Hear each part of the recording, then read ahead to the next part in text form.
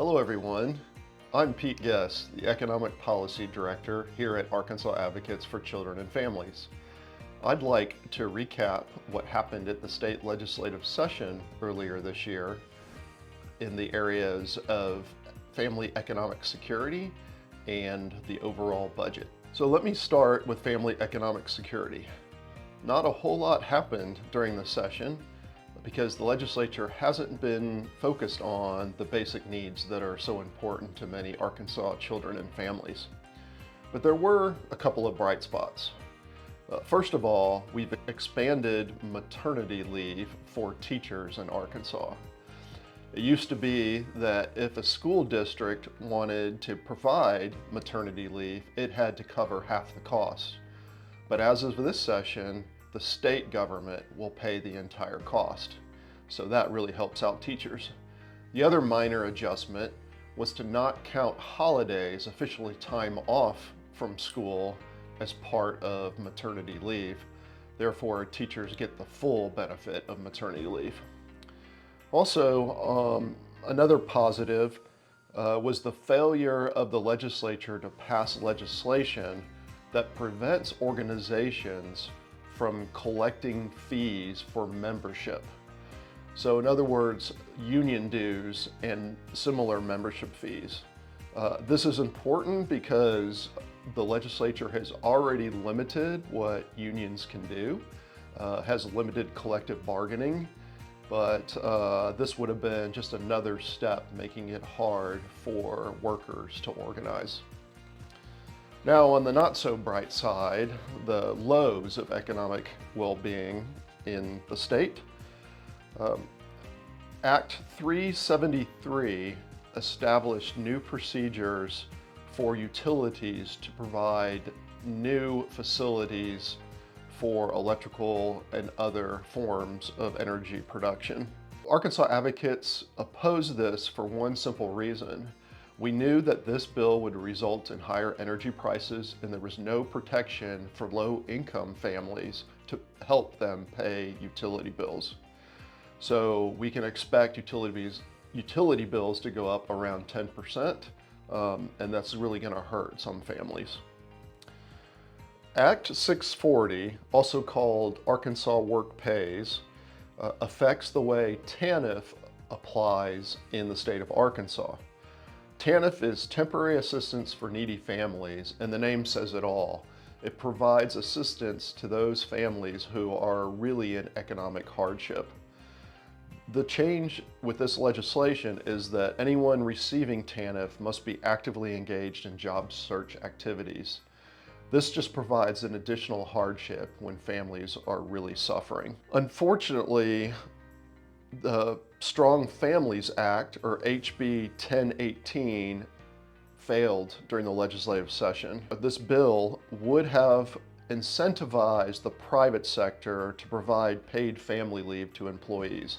In other words, it would have provided tax credits to those organizations that helped out their workers by providing this leave.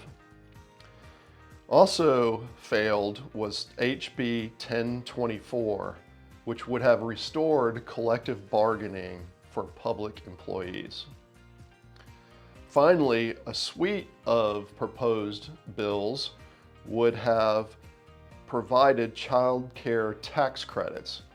We know this is extremely important because child care costs have really been rising dramatically, and many families have trouble finding affordable quality child care.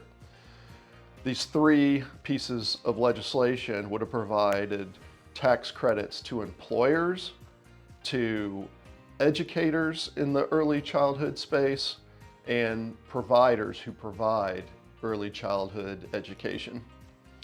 All three of these did not pass.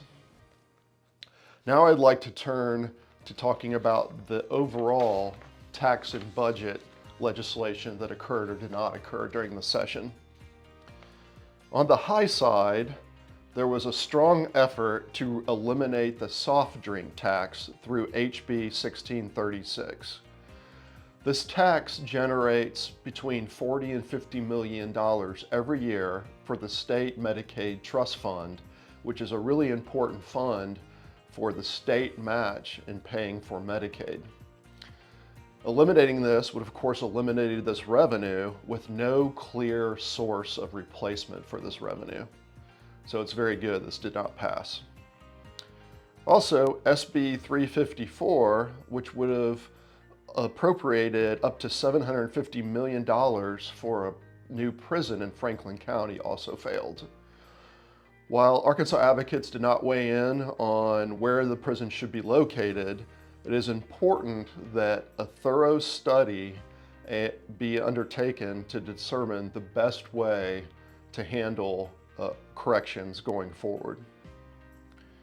And finally, a bit of good news, there were no new income tax cuts enacted during this legislative session. As you might know, over the past 10 years, the income tax has been cut many times, including 3 times during the past 2 years. This has removed over $2 billion annually from the state budget, from state revenue. $2 billion that could have been used for lots of things like attacking childhood poverty in the state of Arkansas. Now, the low side of tax and budget. Well, first I should say that the homestead property tax credit was increased by $100 to $600. This is for homeowners in the state of Arkansas. So that's a good thing. But on the negative side, an effort to establish a similar tax credit for renters in the state of Arkansas failed. And this is hard on a lot of renters as rent prices are skyrocketing in many places in the state. HB 1761 would have established income limits for private school vouchers in the state of Arkansas. This would have meant the amount you receive in an education freedom account, the name for these vouchers, would have been limited based on household income. And why is this important? As of today, more than 51,000 applications for private school vouchers, or EFAs, have been submitted in Arkansas.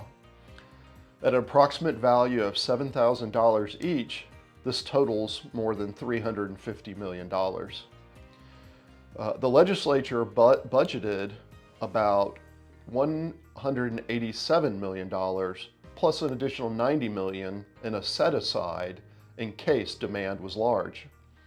That's a total of about $280 million, already much less than the demand now shows of $350 million.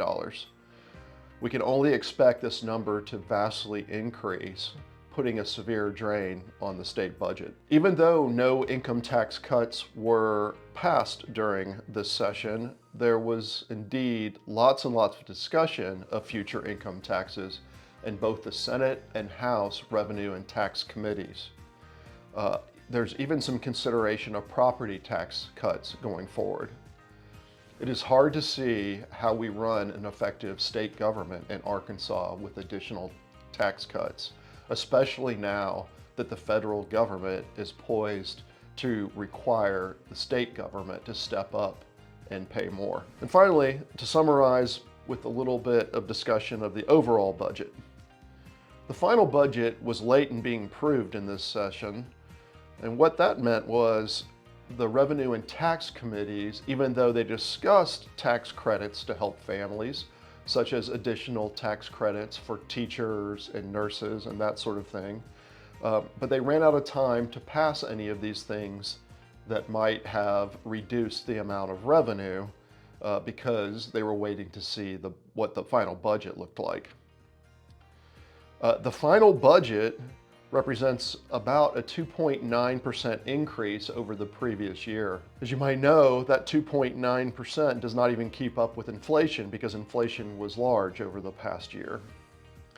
But that 2.89% increase equates to about $182.5 million of additional spending. However, $150 million of that $182 million increase is going for vouchers and prisons. So that's the vast majority of any increase, leaving all other spending flat or in the worst case, reduced. And finally, a lot of the budgeting this year, a lot of the increases was through set-asides. I mentioned the $90 million additional funding for EFAs, or private and homeschool vouchers. Problem with this is set-asides need to be incorporated into the budget in future years.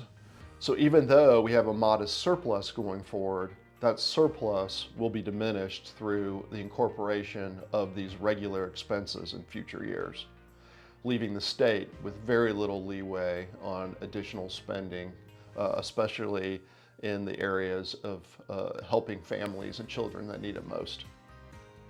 Thank you.